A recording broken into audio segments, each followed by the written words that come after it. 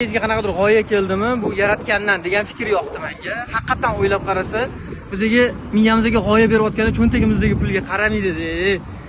Bizani yuragimizga o'tirgan narsani shunchaki quvurishimiz kerak. Meni pulim yo'q deyishingiz mumkin. To'g'ri aytasiz, lekin g'oyani bergan resurslarni ham beradi. Muhimi birinchi bo'lib qaror qabul qilinadi, keyin uje resurslar topiladi. Qanaqadir sizni mingizdagi to'siqlar sizga xalaqit bermasligi kerak. O'zingiz qilishingiz shart emas, to'g'rimi bu narsani?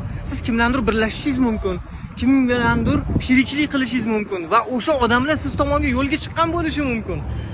Lekin siz qadam bosmaganingiz uchun, boshlamaгаningiz uchun sizni topisha olmaydi ular. Sizni topib olish uchun siz nimadirlarni boshlashingiz kerak.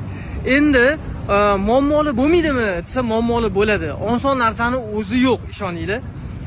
Lekin bu muammolarga qanaqa qilib arzon yechim topamiz, qanaqa qilib oson yechim topamiz desa, uning uchun fikrlash kerak. Kreativ fikrlash kerak va unutmanglar, kreativ bu muammoga nostandart yechim. Agar kreativ to'g'risida ko'proq bilmoqchi bo'lsanglar, meni profilimga obuna bo'lib qo'yinglar. Bu yerda faqat kreativ to'g'risida gaplashamiz.